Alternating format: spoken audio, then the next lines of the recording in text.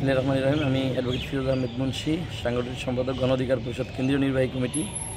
আমরা জনগণের অধিকার আদায়ে দীর্ঘদিন যাবৎ লড়াই সংগ্রাম করতেছি।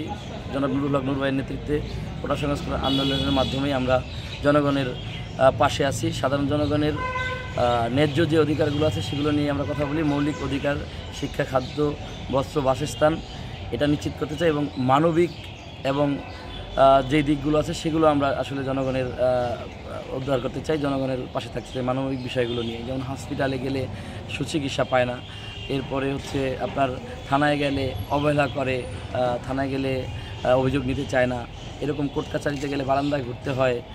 এবং দেখা যায় যে আমরা বিশেষ করে আমি একটা জিনিস ভাবছি, সেটা একটু ব্যতিক্রম, যে আমরা জানি যে আমাদের বাবা বা আমাদের চাচারা বা আমাদের আত্মীয় স্বজন বা আমাদের অঞ্চলের যে মানুষগুলো আছে তারা সরকারি চাকরি করতে করতে জীবনটা শেষ করে একদম শেষ বয়সে এসে যখন পেনশনের জন্য দাঁড়ে দাঁড়ে ঘুরে, আমার কথা হচ্ছে যে কোনো চাকরিজীবী যেন পেনশনের জন্য দাঁড়ে দাঁড়ে ঘুরতে না হয়। সে যেই চাকরিজীবী হোক, পেনশন তার এলপিআরে যাওয়ার 2 বছর আগেই যেন রেডি থাকে, যে উনি যাওয়ার সাথে সাথে সর্বোচ্চ 1 মাসের মধ্যে তার ফুল টাকাটা, যেই টাকাটা পেনশন পাবে সেই টাকাটা নিয়ে যেতে পারে।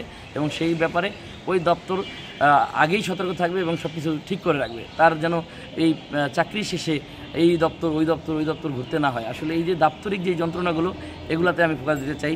কারণ হচ্ছে যে বাংলাদেশে যেই মন্ত্রণালয়গুলো আছে এর মধ্যে সবচাইতে একটা ঝামেলাপূর্ণ জায়গা হচ্ছে অধিদপ্তরগুলো। মন্ত্রণালয়ের এই অধিদপ্তরে হচ্ছে মন্ত্রণালয়ের সাথে সমন্বয় করে কাজ করতে গেলে একটা কাজ 10 দিনে করা গেলে সেই কাজটা 100 দিনেও হয় না। যেমন এই জেলাগুলোতেও, যেমন আমাদের জেলা শহরে ধরেন বেশ কিছু অধিদপ্তর আছে, আপনার মৎস্য অধিদপ্তর, সমাজসেবা অধিদপ্তর, এরপরে পরিবেশ অধিদপ্তর। একটা পরিবেশের মধ্যে কিন্তু সব কিছু, পরিবেশের লোকবলও নাই, আবার ওনাদেরকে ধরেন প্রশাসকদের আন্ডারে রাখছে বা জেলা প্রশাসকের একটা আন্ডারে থাকে। তখন দেখা যায় যে এই 2 প্রতিষ্ঠান সমন্বয় করতে, একটা কাজ করতে 1 মাস 2 মাস লেগে যায়। আসলে কাজটা কখন করবে? মানে এই যে যেই সমন্বয় ভিতরগত এবং আইনগত যত জটিলতা আছে, যে আইনগুলোতে পাবলিককে মানে সুবিধা দেয় না এবং হয়রানি করে, সেই আইনগুলোকে আমরা সংস্কার করবো যদি জনগণ আমাকে ভোট দেয় এবং সংসদে যেতে পারি। কারণ হচ্ছে আমরা জানি যে আমাদের দেশে ব্যবসায়ী এবং যারা বেশিরভাগ এডুকেটেড পারসন না, এরাই রাজনীতি করতে আগে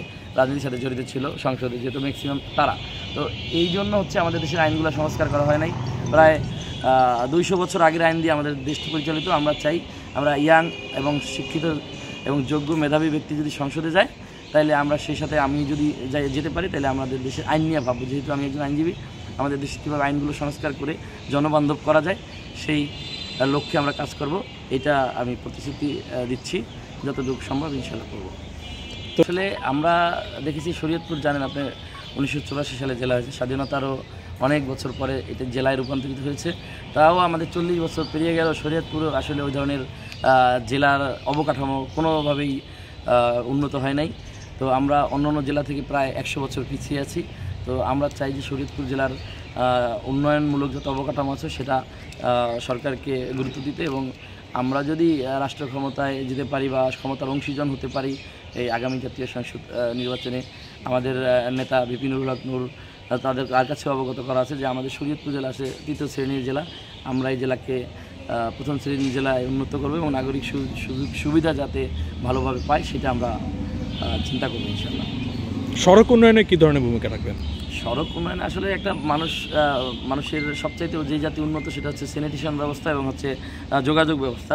তো এই যোগাযোগ ব্যবস্থার উন্নয়নের জন্য আমরা তো কাজ করবো অবশ্যই, কারণ যোগাযোগ ব্যবস্থা উন্নত না হলে তো জেলাকে উন্নত করা যাবে না। যোগাযোগ ব্যবস্থা উন্নত হলে অবশ্যই শিল্প কারখানা অনেক কিছু গড়ে উঠবে এবং জেলা উন্নত এবং সমৃদ্ধশীল হবে। আপনার পুরো নামটা কি ভাই?